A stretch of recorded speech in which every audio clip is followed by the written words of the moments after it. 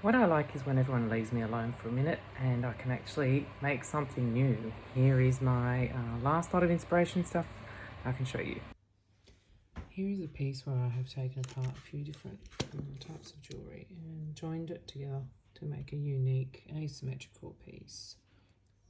And here is a chain necklace where I took all the pieces off and added my own selection. So there's lots of things you can do with recycling jewellery. So this is where I would generally snip out all the beads I would like to use from necklaces that I would not reuse. These green beads are nice. And I'm using these resin pieces as well.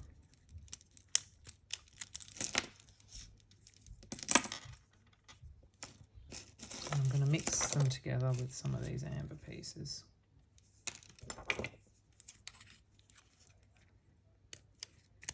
Just checking all the beads are in good condition. Maybe a pair of earrings from these.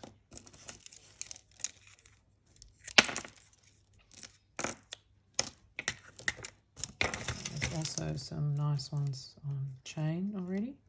So I might use pieces of this by undoing the loop and remaking a new piece with a chain. I'll leave that loop on there in case I want to use that as it is like this. Create a new necklace and loop each one with a chain, which could look quite interesting. So I'm happy with that sequence now. Just have to check as I'm threading them on that there is the correct amount of beads on each side. I know my client said not crazy long with the necklace and she's not that keen on asymmetrical. Okay, so I will do that and then I'll show you what that looks like. So I'm going to start by measuring out my tiger tail. So we already discussed that tiger tail is a stainless steel wire that's coated with plastic, so it's very strong. So I measure that out. It ends up being double that, 2 lots of 30, so that's 60 centimeters long, just to keep enough room in case I want to go a bit longer with the necklace. And with this one, I'm going to start with the middle bead because there's nothing worse than. So I've just threaded on the middle bead first, then I've added on a small brown one and some amber, moving on with a sequence of silver resin. So I tried my piece of jewellery on just up to my neck and decided that this configuration would be a bit more interesting. Okay, now ready to finish it off. So I'm ready to finish off the necklace now. So now I've checked that both ends are even. We've got enough beads on the same amount on each side, and we've found a round clasp. Here are my options for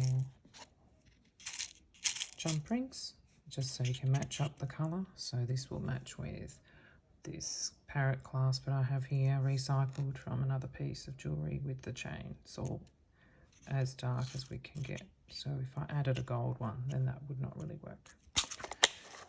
Also, I have different types of clasps, but some of these little ones get a bit fiddly, so I'm going to leave those out for now. Alright, so we're finishing this off. We're placing a small bead, which is a silver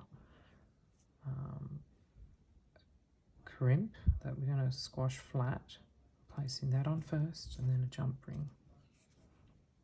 And then we are going to thread the tiger tail, squash it flat, thread that back through the small bead here, and back through those beads. It's a bit fiddly. This is where you need your flat nose pliers. You will wash this bead flat, place it at the end, and squash it flat. Double check you've done that properly. And thread those green beads on to hide the little tail at the end. We can do that all the way this time. Okay, that's a nice neat ending. I'm going to attach our chain and our parrot clasp at that end. Now we'll do the other end. Make sure that it's all threaded up all the way to the end. Again, first with our small silver crimp. It's actually made from silver. And then our, did I get a second one? Maybe I didn't get a second one. One of these jump rings. And then again thread it through all the beads, and we will trim this end. We won't take it all the way down through. So we're holding the beads, we're carefully making sure that the end threads back in.